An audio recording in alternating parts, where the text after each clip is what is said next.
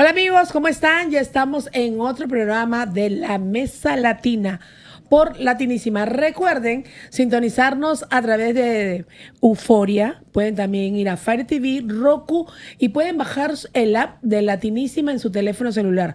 También pueden vernos en la web de latinísima.net.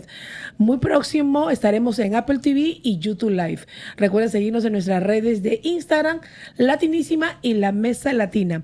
Hoy vamos a hablar de un tema que pues viene a ser algo que estamos viviendo con todo lo que ha venido pasando en nuestro país Venezuela y en otros lugares del mundo. Hablamos de esos hijos que se quedaron sin padres, cómo poder afrontar estas situaciones, cómo poder manejar los familiares. Y para eso yo creo que quién mejor que tengo conmigo a una autora de un libro llamado La Orfandad. Conmigo María Gabriela González Mendoza, ella es abogada, autora y criminóloga. ¿Cómo estás, María Gabriela? Hola, gracias. Un privilegio estar contigo hoy. María Gabriela, hablamos de este libro La Orfandad. Yo creo que cuando lo escribiste obviamente no sabías todo lo que venía y todo lo que estaría pasando, pero es un libro que viene muy acorde con lo que estamos viviendo, no solamente con Venezuela, en el mundo completo. Sí, más de 680.000 niños ahora mismo están en estado de orfandad y desamparo en Venezuela a causa del terremoto.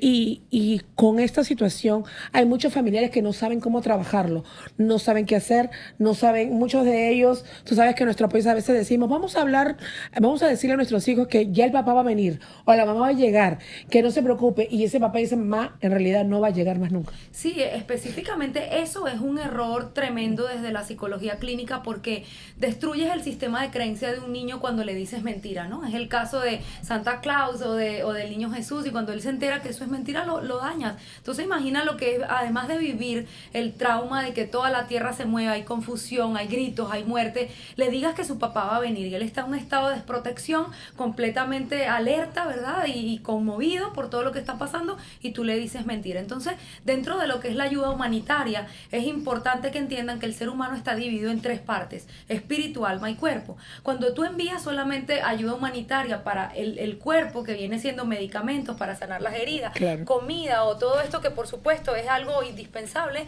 tienes que entender que también la ayuda humanitaria debe girar en torno a la ayuda psicológica y la ayuda espiritual, precisamente porque ha habido un daño en todo lo que es el ser.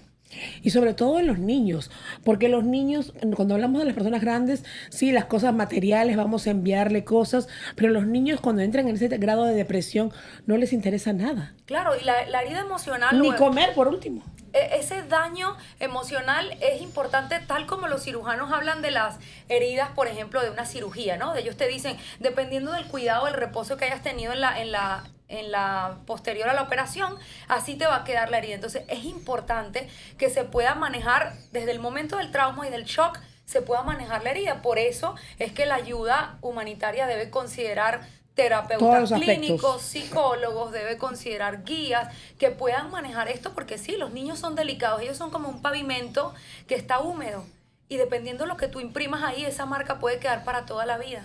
¿Cómo así escribes La Orfandad? La escribo porque cuando tenía 9 años mi padre me dejó en una plaza pública con mis 6 hermanas. Entonces yo conozco esto de primera mano, crecí en la calle, comí en las obras y todo esto. Entonces sé lo que es estar desamparado a un nivel de pensar dónde vas a dormir hoy o qué vas a comer. Por eso sé que la orfandad o el estado de desamparo no es una cosa fácil de sobreponerse, ¿no? Y hay toda una estructura psiquiátrica, psicológica, emocional que sucede en el corazón de un niño cuando se ve desprotegido en la vida. Hablaste de que tu padre y tu madre los dejó con tu mamá. ¿Cómo fue la situación? El día que mi padre se fue, que nos dejó sentadas en una plaza, ella estaba conmigo, mi mamá era barranquillera y mi padre venezolano, entonces él le dijo, ya vengo, voy a buscar las llaves del nuevo apartamento, y nunca volvió. Mi padre era un abogado brillante, escribió 47 libros para el derecho venezolano, un hombre que creció en una cuna de oro, ¿no? Un niño rico. Y mi mamá, tercer grado de primaria, una niña pobre, sin estudios, sin conexiones, porque ella era extranjera en Venezuela. Ese día ella estaba ahí, pero cuando yo cumplí 18 años, mi mamá me dijo, toma este bolso, te lo voy a poner en la espalda, ve y haz con tu vida lo que puedas. Cuando yo me iba, ella me tomó el bolso y me dijo, eso sí, haz lo mejor que puedas. Y yo me Wow. fui pensando, ¿qué voy a hacer? ¿Dónde voy a comer? ¿Dónde voy a dormir? Estás completamente a merced de la calle y eres autónoma en todas tus decisiones desde ese momento. Definitivamente. Para lo bueno, para lo malo. Exacto, como con lo que tú tengas ya desde que eres un niño, se va construyendo tu estructura emocional, de pensamiento, crítica, todo esto. Entonces, cuando ya eres libre, tú decides con lo que haya sido sembrado en tu interior, ¿no? ¿Y volviste a ver a tu papá algún día o no? Cuando tenía por ahí 17 años y medio, un día, tal cual como una película, sonó mi celular y escuché, Gabrielita, soy papi. ¿Y tú? ¿Y yo ¿Qué, qué? papi? Sí, yo lo amaba muchísimo, tenía con él una relación de mucho cariño y creo que el amor cuando eres un niño te acompaña para toda la vida. Entonces, nunca lo juzgué, siempre fui como esa mujer enamorada que piensa, él va a volver, él debe tener una explicación, algo le pasó. Y literalmente él me citó en una plaza, en la misma donde me había dejado cuando tenía 9. Cuando yo lo vi de lejos, corrí, lo abracé como si nunca hubiese pasado nada. La verdad, él me contó Su sus versión. razones que fueron bien explícitas para una niña de esa edad o una adolescente de esa edad. Simplemente él se enamoró de la secretaria y ya, eso eran Y se fue. razones. Y se fue con ella, se casó por la iglesia con ella y con mi mamá no. Entonces, bueno, lo volví a ver, pero al año y medio de eso se murió. Bueno, cerraste ese ciclo por lo Sí. menos. ¿Y tus hermanos? Porque tú lo manejaste de una manera, bueno, lo cuentas, sé que ha sido muchos procesos, pero de alguna manera lo manejaste de una manera buena, positiva. ¿Tus hermanos cómo lo tomaron? Sí, para mis hermanas, que todas eran niñas, el papá ya era un enemigo antes de que se fuera porque él hacía una diferencia significativa conmigo. Y ¿Tú con eras mis como la hermanas. preferida? Sí, yo era como la niña consentida, pero después me volví la cenicienta. Porque cuando mi papá se fue, ellas me decían, ¿dónde está tu papito? Ahí está, te abandonó, mira que él siempre fue malo. Y entonces ellas se unieron con el resentimiento entre ellas, incluso con mi propia mamá, que me trataba como si yo le hubiese quitado a su esposo, como que no te fidelizas con mi dolor. La madre suele ser un protagonista negativo Definitivo. en muchos casos cuando se tiene herida paterna, porque ella insiste en ministrarle a los hijos el dolor que debería ser una relación de pareja, ella lo traslada a la relación con los hijos. Entonces, bueno, mi mamá y mis hermanas enemigas, ellas lo tomaron muy mal. Cuando pasaron los años, yo decía, hay algo diferente entre ellas y yo, porque a mí en la vida me sonrió muchísimo y a ellas no. Entonces, cuando vemos que somos de papá y mamá, hermanas, yo digo, aquí tiene que pasar algo. Y descubro, después de muchos años, que la Biblia dice que el que honra a su padre y a su madre tendrá larga vida y le va a ir bien. Correcto. Y que el que maldice a su padre se le apaga la lámpara en oscuridad Así tenebrosa. Entonces yo decía, wow, mucha gente caminando en la vida con la lámpara apagada, como palpando las paredes en oscuridad por el resentimiento, que puede ser legítimo, puedes tener razón, el resentimiento que se tiene con la figura paterna. Entonces las llevo a esa sanidad, escribo este libro, mucho también con esto las ayudé y a ellas les cambió la vida. Desde ahí tengo 10 años hablando de paternidad, de sanidad de esta herida emocional. Hablaste de algo muy importante. Muchas madres, por decir madres o padres, vamos a decir viceversa, cuando hay una pérdida o hay un abandono, en la otra parte, en vez de manejarlo en pareja, lo transfieren a los hijos. Y por eso muchos hijos crecen odiando a la otra parte. O sea, no quieren verla porque dicen él o ella le hizo daño a mi papá o a mi mamá y pues yo no quiero saber nada de ellos, no me interesa, y crecen con ese resentimiento.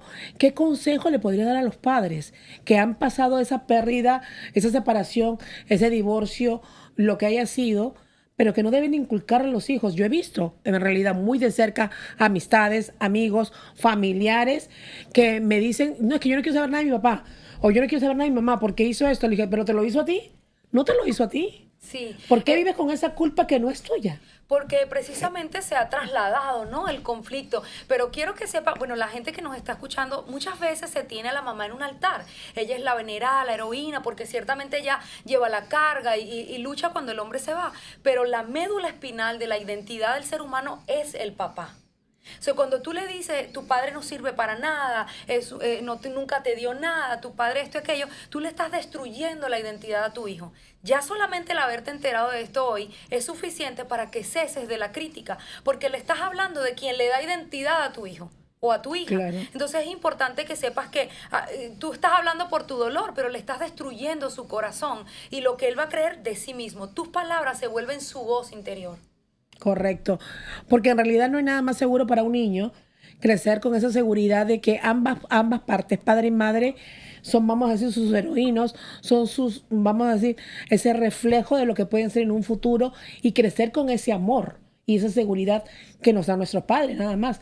Al no tenerlo, sin necesidad de que se hayan muerto, si no están, vivimos en orfandad.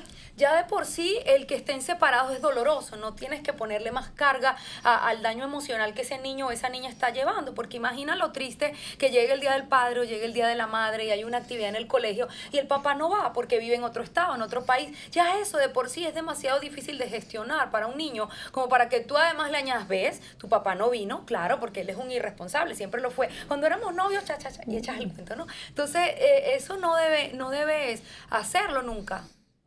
No, yo creo que eso daña mucho la crianza de los hijos y a la larga muchas madres o padres se dan cuenta que cometieron ese error.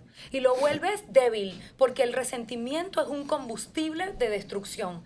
Entonces una persona que no sabe perdonar, que no tiene misericordia, amor, es una persona, aunque se vea fuerte en su carácter porque es explosivo o defensivo, es una persona débil. Cuando lleguen las reales adversidades en la vida adulta, no tiene una base emocional para soportar el daño.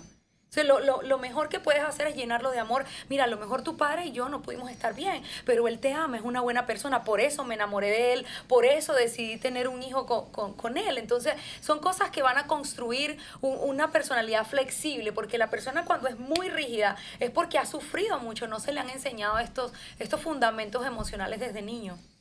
¿Y se pueden cambiar? Claro. Porque están en el camino, quizás nos están oyendo, nos están viendo y dicen, bueno, yo he sido así, quiero cambiar. ¿Lo puedo hacer? La puerta es perdonar a tu padre. Mira, muchas cosas son consecuencias de la herida paterna. La depresión, los trastornos alimenticios, los sentimientos de suicidio, la droga, el alcohol, las dependencias, los psicotrópicos, los psicoactivos. Todo esto es la influencia de la herida paterna en una vida. Entonces, el perdón es como un antídoto en ese veneno y comienza tu vida a cambiar. Y a sanar. Lo hiciste con tu mamá y tus hermanas. Así es. ¿Y ellas están aquí en Estados Unidos? Algunas viven en Estados Unidos, una en Georgia, otra aquí en Miami, otras en Venezuela y otras en Colombia. Pero eres abogada también. Soy criminóloga, sí. Imagínate. Y ese libro, de verdad espectacular. ¿Dónde lo pueden encontrar? Lo pueden encontrar en Amazon. ¿En Amazon? Sí. La orfandad. ¿Quién debe leerlo? Todos los que tengan papá, levanten la mano. Entonces todos deben leer. De alguna manera o de otra. Porque no solamente en la orfandad. Hemos hablado de muchos temas que inconsciente o conscientemente lo hacemos los padres. Así es. ¿No? Y también los hijos para sanar. Y no porque a veces los hijos se crían así y van en ese ciclo repetitivo. Hay patrones tal cual. Y no cambia. Entonces, familias enteras que no se hablan, los tíos con los primos, los hermanos con los otros. O sea, familias enteras que están arrastrando un patrón, ¿no? Y entonces, cuando tú sanas esto, tú te vuelves una persona realmente poderosa y fuerte. Porque si sabes perdonar, si tienes misericordia, si sabes poner la otra mejilla, en vez de como el mundo te lo vende de que eres el débil, eres el fuerte. Porque tienes grandeza por dentro. ¿Mensaje que le daría a las personas que nos están oyendo y nos están viendo? Yo siempre digo que la paternidad es como el Wall Street del cielo. O sea, mucha gente quiere hacer negocios y quiere saber cómo invertir y quiere training y todas estas cosas como para saber hacer dinero. Yo te puedo dar este consejo porque lo he vivido en primera fila. Lo que inviertes en tu padre y en tu madre para honrarlos, para amarlos, aunque ellos hayan hecho cualquier cosa, es altamente remunerado por el cielo. Ese sería mi consejo hoy. Amén. Y sobre todo cuando vemos que la vida te cambia en un minuto. Así es. O sea, ¿para qué vivir con esos resentimientos, con esas culpas, cuando en realidad lo hemos visto con lo que pasó en Venezuela? Y que también no vas a cambiar. envejecer, ¿no? Porque a veces los hijos viven siendo jueces de los padres y pensando, él es viejito, yo soy joven, pero un momento... Vamos a llegar a eso. Así que más te vale que hoy entiendas que sembrar en misericordia y amor para esos papás que a lo mejor no lo llamas hace tiempo y él está enfermo, ya es un ancianito y tú piensas, claro, ahora sí, porque necesita de mí cuando no me dio nada. Si haces eso, tú también lo vas a recibir cuando estés. Y dijiste algo muy importante, pues la Biblia lo dice, honrar a tu padre y a tu madre. Nosotros no somos jueces para juzgarlos. Así es. Así que La Orfandad, recuerden encontrarlo en Amazon, un sentimiento de desamparo. Espectacular la portada, lo pueden encontrar en Amazon. Amigos, pues seguimos aquí